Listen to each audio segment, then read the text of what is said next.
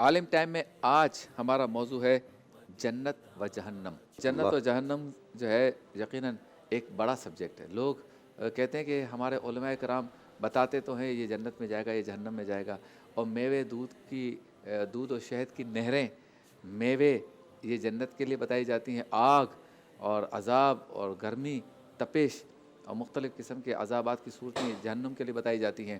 لیکن اصل میں دکھنے میں, نظر آنے میں, لوکیشن میں جنت کہاں ہے کیسی ہوگی, جہنم کہاں ہے کیسی ہوگی, اندر کا ماحول کیسا ہوگا اور بنی ہوئی کیسی ہوگی, لوگ اس کے بارے میں جاننا چاہتے ہیں.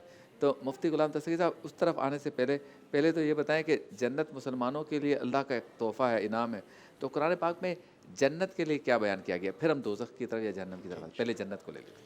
بسم اللہ الرحمن الرحیم. اہدنا الصراط المستقیم. صدق اللہ العظیم. آج جو ہم نے یہ موضوع رکھا ہے اور میں قبلہ مفتی صاحب کو بار بار پیش کروں گا, یہ اہم ترین موضوع ہے اور بڑا حساس موضوع ہے, اس کو مذاق سمجھتے ہیں. حالانکہ اسلام کے جتنے بنیادی عقائد ہیں ان میں سے جنت اور دوزخ ایک بنیادی عقیدہ ہے. اچھا. اور قرآن میں واضح طور پہ اس کو بیان کیا گیا ہے. اس سے پہلے کہ ہم جنت کے فضائل سنیں, وہاں کے کمالات, جنت کو جنت کیوں کہا جاتا ہے؟ ہاں, پہلی بات یہ کہ جنت کو جنت کیوں کہتے ہیں. دیکھیں لفظ جنت جو ہے اس کا مادہ اشتقاق یعنی جس سے یہ بنا ہے وہ ہے جنن یا جنتن بھی ہے, اور 3-4 مصادر اس کے بیان کیے گئے. تو جنت کو جنت کیوں کہا جاتا ہے؟ جیسے قرآن مجید فرقان حمید میں اللہ رب العالمین نے حضرت ابراہیم علیہ السلام کا واقعہ بیان فرمایا. فرمایا فلما جن علیہ اللیل رأى کوکبا, جب ابراہیم علیہ السلام پر رات تاریک ہو گئی, چھپ گیا دن, تو جنت کہا جاتا ہے چھپی ہوئی چیز کو. جنات کو جنات کیوں کہا جاتا ہے؟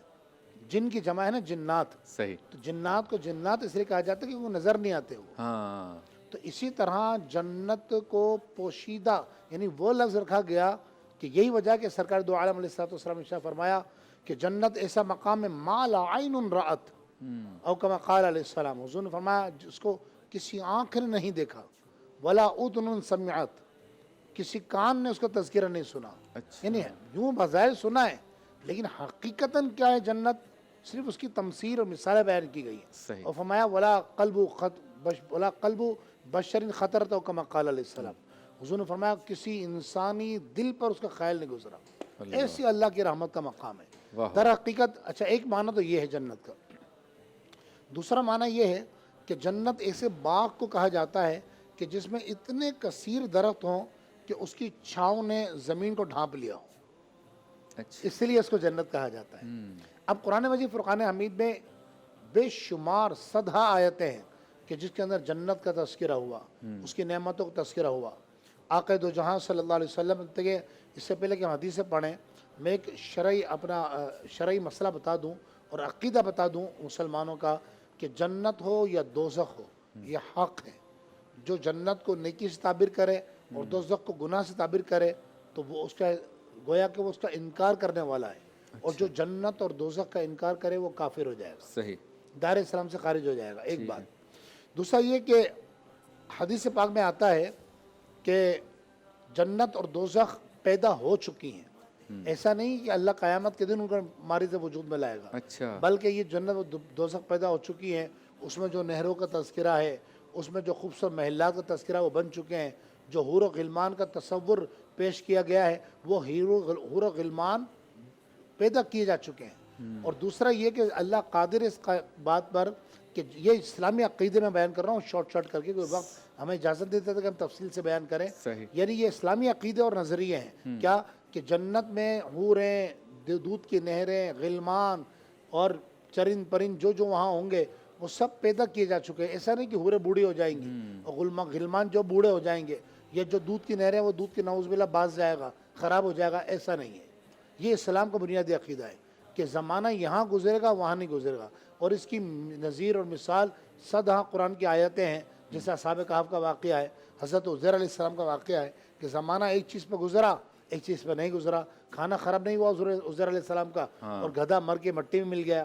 تو یہ یاد رکھیے جنت کا یہ بنیادی عقیدہ اور بنیادی نظریہ. ایک بات.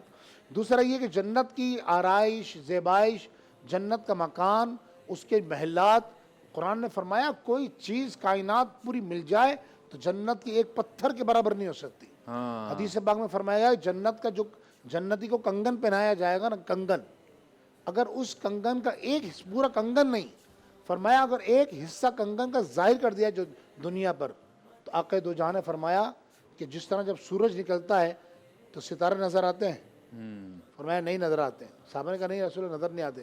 فرمایا اگر اس کنگن کا ایک حصہ دنیا پر ظاہر کر دیا جائے، کب؟